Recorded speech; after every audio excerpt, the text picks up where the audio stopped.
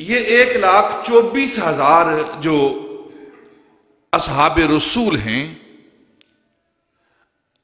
آگے اب علماء نے، محدثین نے ان کی افضلیت اور کیٹاگریز ان کی بنائی ہیں کہ یہ سارے کے سارے عام دوسرے انبیاء کے صحابہ سے افضل، اور 1,24,000 میں سے 1400 وہ صحابہ جنہیں اصحاب شجرہ کہتے ہیں،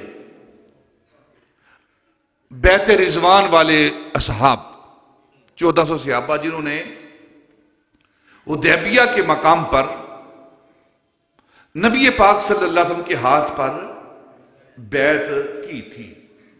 لَقَدْ رَضِيَ اللَّهُ عَنِ الْمُؤْمِنِينَ إِذْ يُبَايِعُونَكَ تَحْتَ الشَّجَرَةِ۔ وہ صحابہ 1400 تعداد ہے ان کی، جن کو اللہ رب العزت نے اپنی رضا کا سرٹیفکیٹ عطا کیا، وہ 1,24,000 صحابہ سے وہ افضل و اعلیٰ ہیں۔ ان 1400 صحابہ میں سے 313 بدر والے،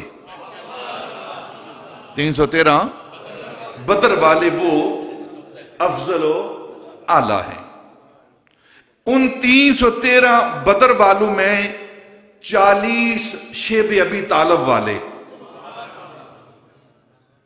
شیب ابی طالب والے جو نبی پاک صلی اللہ علیہ وسلم کے ساتھ گرفتار ہوئے تھے، جنہوں نے مصائب کو جھیلا ہے،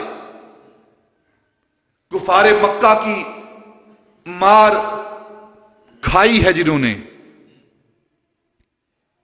وہ 40 افضل ہیں۔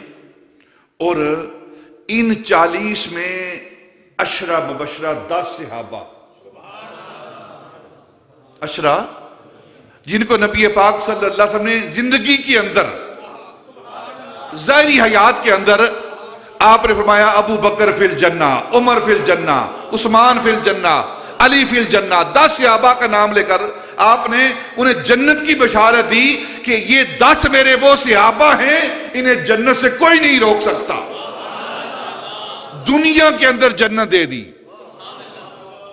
ہر بندے کو جنت ملے گی مرنے کے بعد، مرنے کے بعد جنت ملے گی۔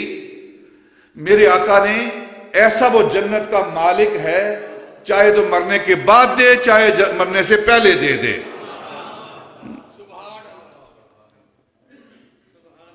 وہ 10، ان 10 میں سے حضرت علی المرتضیٰ جنہیں خلفائے راشدین کہا جاتا ہے، جنہیں خلفائے راشدین، خلفائے اربعہ، وہ 4 خلفائے راشد، ان میں مولا علی رضی اللہ تعالیٰ عنہ، پھر سیدنا عثمان غنی رضی اللہ تعالیٰ عنہ، پھر سیدنا عمر فاروق رضی اللہ تعالیٰ عنہ، اور پھر سیدنا ابو بکر صدیق رضی اللہ تعالیٰ عنہ۔ یہ 4 ہیں جو سارے صحابہ سے افضل ہیں، سارے صحابہ سے جو افضل و اعلیٰ ہیں، یہ 4 ہیں۔ اور ان 4 کی فضیلت کی ترتیب خلافت ہے، ترتیب خلافت ہے۔ حضرت امام ربانی رضی اللہ تعالی عنہ فرماتے ہیں کہ خلفائے راشدین کی جو افضلیت کی ترتیب ہے وہ ان کی خلافت کی ترتیب ہے۔ سب سے افضل سیدنا ابو بکر صدیق، پھر عمر فاروق، پھر سیدنا عثمان غنی، اور پھر مولا علی رضی اللہ تعالی عنہم۔ یہی اہل سنت کا عقیدہ ہے۔